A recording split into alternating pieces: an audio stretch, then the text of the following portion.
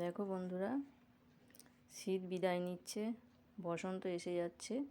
আর এই সময় অনেক রোগের দেখা মেলে এবং বিভিন্ন ব্যাকটেরিয়ার সংক্রমণ হয় আমাদের শরীরে।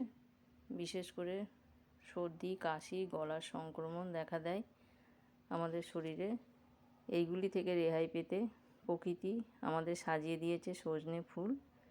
এর অনেক পুষ্টিগুণ আছে, যেমন vitamin A, vitamin B, vitamin বি3, ভিটামিন সি আছে এর মধ্যে। এছাড়া ক্যালসিয়াম, ম্যাগনেসিয়াম, আয়রন, ফসফরাস। এছাড়া সজনে ফুল শুক্রাণুর সংখ্যা বাড়াতে সাহায্য করে এবং অ্যান্টিপক্স হিসেবে বিশেষ উপকারী। নমস্কার বন্ধুরা, হোমকুক তনুজার রান্নাঘরে সবাইকে স্বাগত। আমার আজকের রেসিপি সজনে ফুলের ঘন্ট। ফুলগুলো আমি ছাড়িয়ে নিয়েছি এবং ছাড়িয়ে আমি ভালো করে ধুয়ে নিয়েছি। গরম জল দিয়ে আমি ধুয়ে নিয়েছি এবং জলটা ভালো করে ঝরিয়ে নিয়েছি। আর নিয়েছি এর মধ্যে ছোট একটা বেগুন, দুটো আলু, দুটো টমেটো, মটরশুঁটি আর 4-5টা কাঁচা লঙ্কা। এবার আমি একটি কড়াই বসিয়ে দিয়েছি। কড়াই আমি সর্ষের তেল দেবো। কড়াইটা গরম হয়ে গেছে। আপনারা পারলে সর্ষের তেল দিয়ে রান্নাটা করবেন, সর্ষের তেলে রান্নাটা খুব ভালো হয়। তেলটা আমার গরম হয়ে গেছে।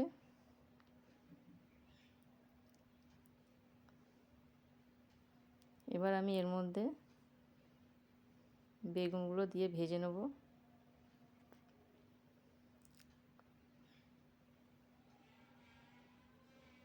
বেগুনগুলি আমি ভেজে তুলে রাখবো। বেগুনগুলো আমার ভাজা হয়ে গেছে। এবার একটু লবণ দিয়ে দিলাম। লবণ দিয়ে আমি আরেকটু ভেজে নেব।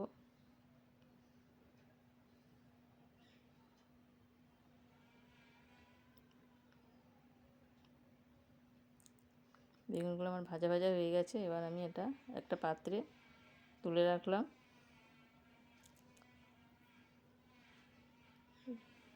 কড়াই আমি আরেকটু সর্ষের তেল দিয়ে দেবো, দিয়ে আমি আলুগুলোও ভেজে নেব।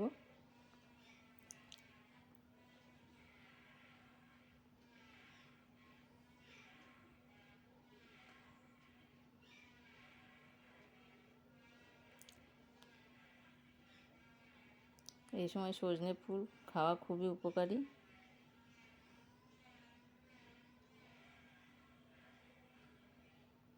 আলুগুলো আমার ভাজা হয়ে গেছে।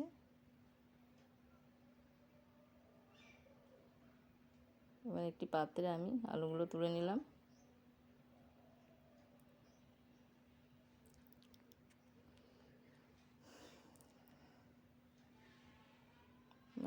হাফ চামচ আর একটু তেল দিয়ে দিলাম।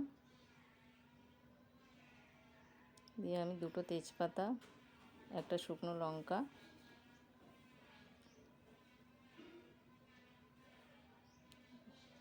1/4 চামচ জিরে আর 1/4 চামচ কালো জিরে দিলাম। আপনারা এটা 5 ফোড়নেও করতে পারেন। মশলাটা যখন ভাজা ভাজা হয়ে গেল, তখন আমি দুটো টমেটো দিয়ে দিলাম। টমেটো আমি বীজ ছাড়িয়ে নিয়েছি এবং ভিতরে শাঁসটাও আমি ছাড়িয়ে নিয়েছি। যতটা পারবেন শাঁসটা ছাড়িয়ে রান্না করার।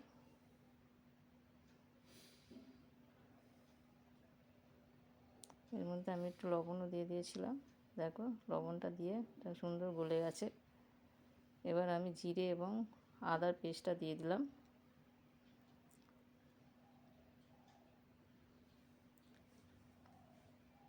দিয়ে আমি ভালো করে একটু কষে নিলাম। এবার আমি এর মধ্যে হাফ চামচ ধনের গুঁড়ো দিয়ে দিলাম।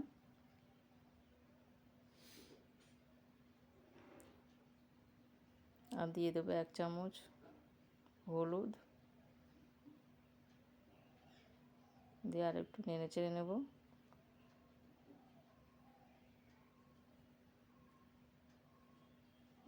এবার আমি মশলা ধোয়া জলটা আমি দিয়ে দিলাম, দিয়ে আমি ভালো করে এটা কষিয়ে নেব।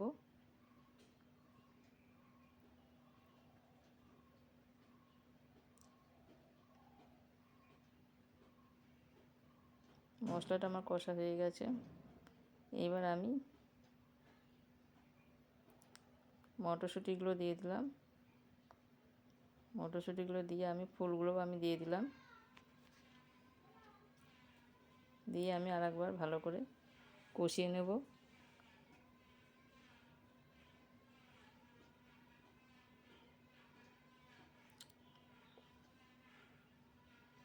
আমি যেভাবে রান্না করছি তোমরা এইভাবেও রান্না করার চেষ্টা করবে, দেখবে এই রান্নাটা খেতে খুব ভালো হয়।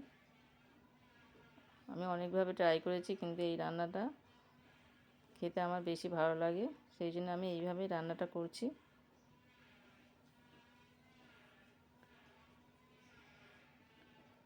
এবার আমি ভাজা আলুগুলোও দিয়ে দিলাম।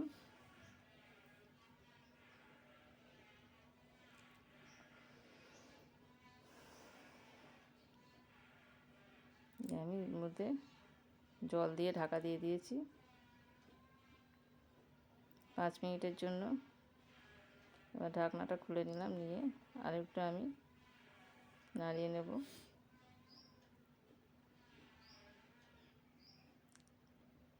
এবার আমি এর মধ্যে কাঁচা পাকা লঙ্কা আর ভাজা বেগুনগুলো দিয়ে দিলাম। বেগুনগুলো আমি শেষের দিকেই দিলাম, কারণ বেগুনটা আমার ভাজা আছে, আর সেদ্ধর দরকার নেই। এবার আমি একটু চিনি দিয়ে দিলাম, 1 চামচ চিনি দিয়ে দিলাম, দিয়ে আমি এটা 2 মিনিটের জন্য ঢাকা দিয়ে রেখে দিলাম। 2 মিনিট হয়ে গেছে,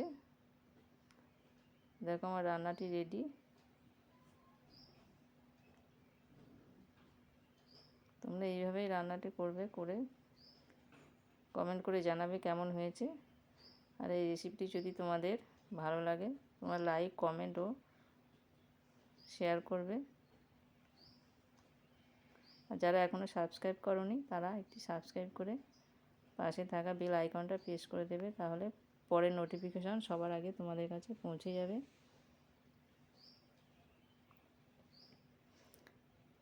যারা পুরনো বন্ধু, যারা অলরেডি সাবস্ক্রাইব করে দিয়েছো তাদেরকে অসংখ্য ধন্যবাদ।